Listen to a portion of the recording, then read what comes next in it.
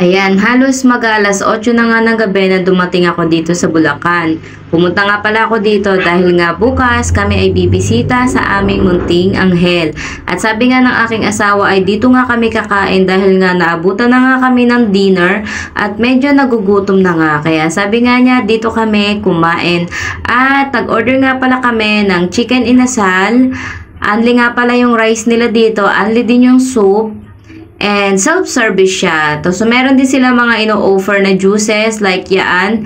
Yung pinag-cheersan namin na yan ay halagang 15 pesos. Pero meron silang pitcher na 60 pesos. And ayan na nga ay tuloy-tuloy lang yung pagkain namin dahil medyo nagugutom na nga. At sulit naman ang pagkain at paghihintay namin ng 15 to 20 minutes para maluto yung aming chicken inasal. Leg part nga pala yung kinain namin at ito ay nagkakahalaga na 140 pesos.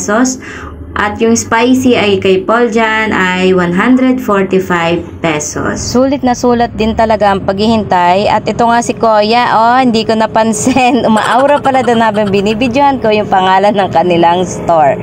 At ayan nga, napa second rice nga si Mr. Maghanoy at ako naman ay kumurot lang ng konti dyan. Kung taga Bulacan kayo at malapit lang kayo sa bayan ay mabilis nyo lang itong makikita dahil malapit lang ito dito sa may El Canto. Sa tapat lang halos or gilid lang siya ng El Canto sa tawid. Hilera siya ng gasoline station. So ayun nga, nakagawian na namin yan na kapag kumakain kami ay nililigpit namin yung pinagkainan namin. Hindi lang para sa amin kundi para makatulong din sa mga crew na nagliligpit para pupunasan na lang nila at ikukunin niyang mga yan na aming pinagkainan. Kasi yun ay isa sa pinakang makakatulong din sa kanila para mapabilis yung kanilang trabaho. O diba, may concern tayo sa mga staff nila. At ayan na nga, ay magbabayad na nga si Paul dyan. Ayan, tinuturo-turo pa nga ako, yung table pala namin. Kasi nga, para malaman kung magkano talaga yung aming nakain. So kung gusto nyong pumunta dito, ilalagay natin dito ang kanilang Facebook page and yung kanilang location. Ayan, palabas na nga tayo. Ay, ito nga pala sa Gargis Grill, Bulacan branch. So may iba't iba silang branch. So located siya dito sa 252 Molina Street, San Jose, Bulacan. So sa tabi lang yan ng Mini Mart by Pure Gold. So ayan, syempre bago bumiyahe, mag-helmet muna tayo dahil kailangan niya para sa ating safety. Diba? O ayan, medyo nahihirapan nga tayo dyan mag-lock at buti na lang talaga ay to the rescue itong si Paul dyan para maikabit ang ating helmet.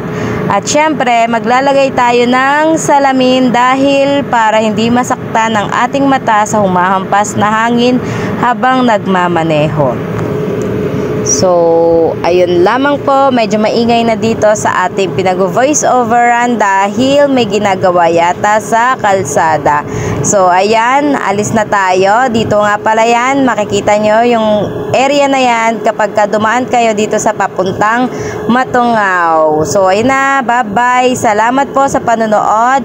Sa mga walang sawang nanonood, kamsahamnida, waka-waka, bye-bye. Be safe po sa pagdadrive. Salamat po sa inyong lahat.